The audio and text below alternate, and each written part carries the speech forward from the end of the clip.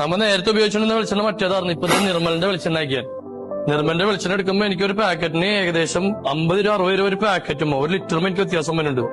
നമുക്ക് ഏകദേശം 30-35 ലിറ്റർ ഒരു ദിവസം യൂസ് ചെയ്യുന്നുണ്ട്. അതായത് ഏകദേശം 1500 രൂപ ഒരു ദിവസം ആയിരത്തി തന്നെ നമുക്ക് മാറും. മന്ത്ലി വരുമ്പോ ഏകദേശം 40,000-50,000 വ്യത്യാസം വരും. പക്ഷെ അത് നമ്മൾ നോക്കാണ്ട് ഇത് തന്നെ ചെയ്യണമെന്ന് വെച്ചാൽ സാധനം ക്വാളിറ്റി അതാണ് മെയിൻ നോക്കുന്നത്. നമ്മുടെ എല്ലാം അതെ അവരുണ്ടെങ്കിലേ നമ്മളുള്ളൂ.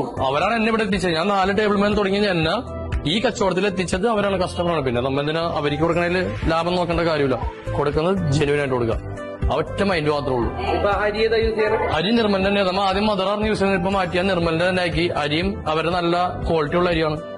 അരിയിൽ വേറെ ഡാമേജോ കാര്യങ്ങളൊന്നുമില്ല. പക്ക ക്വാളിറ്റി ഉള്ള അരി ആയതുകൊണ്ട് നമ്മ അവരെ അരി തന്നെയാണ് ഇപ്പൊ യൂസ് ചെയ്യുന്നത് നിർമ്മലിന്റെ തന്നെ. ഇപ്പൊ രണ്ടാമത്തെ ഇതിപ്പോ കഴിഞ്ഞ ആഴ്ച തുടങ്ങി നമ്മൾ എടുത്തു തുടങ്ങിയത് വെളിച്ചെണ്ണ റേറ്റ് മാറിയതുകൊണ്ട് ഞാൻ ആദ്യമൊക്കെ കുറെ കോംപ്രമൈസ് ചെയ്യാൻ വേണ്ടി നോക്കി. പക്ഷെ ഇല്ല, സാധനത്തിൽ ഒരു കോംപ്രമൈസ് ഇല്ലാത്തതുകൊണ്ട് റേറ്റ് നോക്കിയില്ല, സാധനം കയറി പിടിച്ചു.